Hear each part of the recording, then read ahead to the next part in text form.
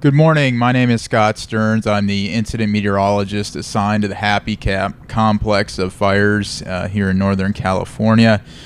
And today is Thursday, August 31st. I'm going to be taking a look at the weather we've got coming in. So we got a low pressure system that'll be coming from the north. So it'll be moving south along the west coast border. And that'll be bringing us a little bit of a change in weather conditions here. We've got temperatures that'll be coming down around 10 degrees or so from what we have been seeing a few days in the past. And we've got even lower temperatures on the horizon as that the core of that low pressure system moves right over the top of us. That's also going to lead to increasing moisture content in the form of cloud cover this morning and afternoon and beyond, as well as some increase in the relative humidities. We see we've got RHs right around 40% today, 60% on Friday, and then carrying out, kind of starting to mix out after that in terms of getting a little bit drier weather in here as we move into early to mid next week. But before that, along with that moisture content, thanks to that moisture content, we've got increased chances of precipitation as well. So we got about a 25 to 35% chance, depending on your location across the fire area today. And that increases to a 65% chance as we get in tomorrow. There will be some potential for lightning activity with that moisture moving in, but really we're looking more at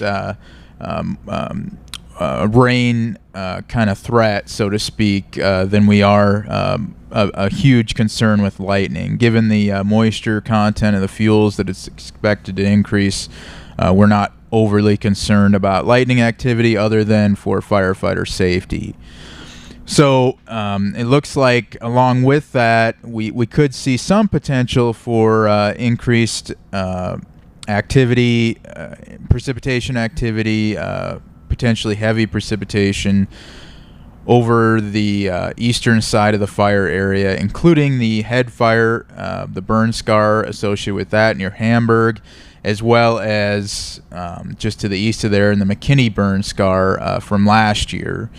And really along that Highway 96 corridor, the potential for flash flooding. We do have a flash flood watch that's in effect for that area from this evening all the way through tomorrow through Friday.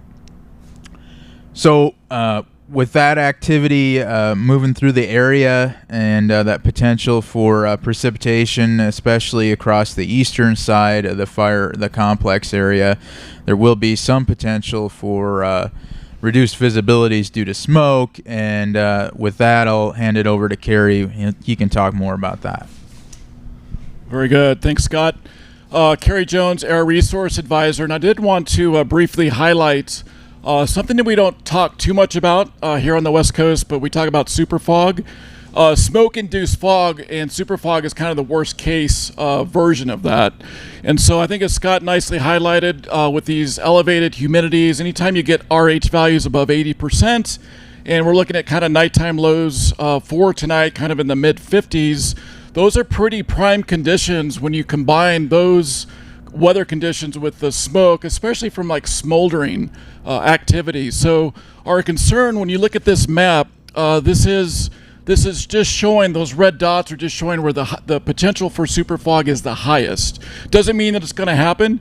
It just means on this Highway 96 corridor south of Happy Camp, going just to the north, and then also Indian Creek Road. So those valley locations, those road areas certainly will have the potential for super fog, which can result in visibility less than 10 feet. So we're talking about really super critical and potentially kind of dangerous conditions that can really vary over short distances. So if you're traveling this evening, late tonight, and maybe even into the early hours of Friday morning, use those low beam headlights, use extreme caution, and just be ready for this potential. Again, the conditions are ripe for these super fog formation events to occur in this situation. So stay safe and keep up with the latest on the forecasts.